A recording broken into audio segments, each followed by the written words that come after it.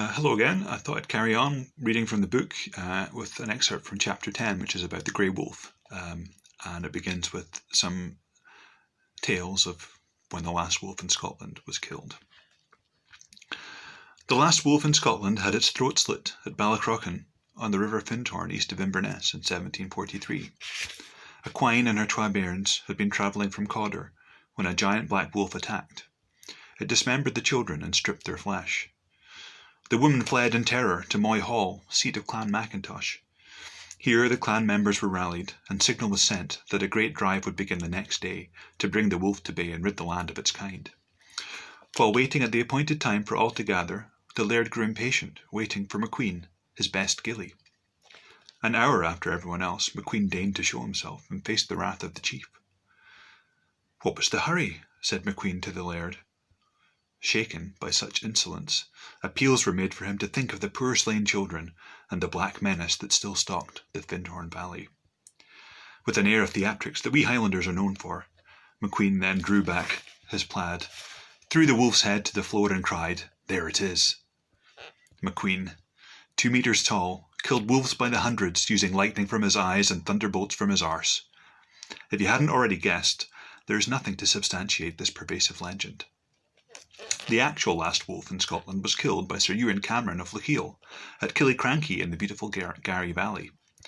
Sir Ewan, dubbed the Ulysses of the Highlands, was a bear of a man who possessed prodigious strength and was able to draw blood from a simple handshake. Here, on the wooded banks close to Soldier's Leap, he shot and killed Scotland's final wolf. Well, maybe.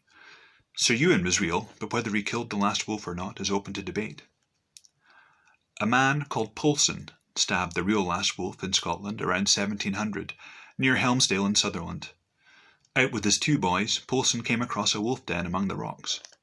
As the entrance was narrow, he could not enter. Instead, he sent in the boys, who, inured to the way of things, quickly killed the half-dozen cubs inside. Their feeble mewling alerted the nearby wolf mother, who streaked back to the den, breaking past Poulsen, who had the wits to grab onto the animal's tail.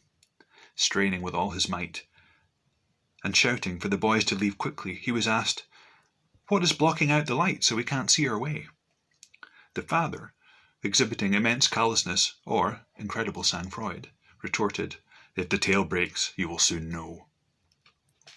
With the tail grasped firmly in one hand and the boys out of the den, Poulsen managed to reach his ski-and-do with the other and stab the wolf. Despite a memorial stone and a nondescript lay-by off the A9, there is as much substance to this story as the others. I hope you will forgive me for crying wolf with these tales. It seemed appropriate. The last wolves in Scotland were killed by giants with broadswords, fathers with dirks, cailleachs with frying pans, soldiers with muskets, lairds and serfs, chiefs and peasants, according to the stories. The truth is, nobody knows when the last wolf lived.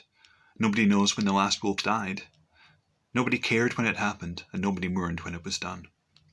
In all probability, the last British wolf lived secretly and silently on the peripheries of human life, and died of old age after failing to find a mate. Or it succumbed to disease after mating with any one of the thousands of feral dogs that had usurped the wolf's place in the woods and forests. There are no answers, only legends.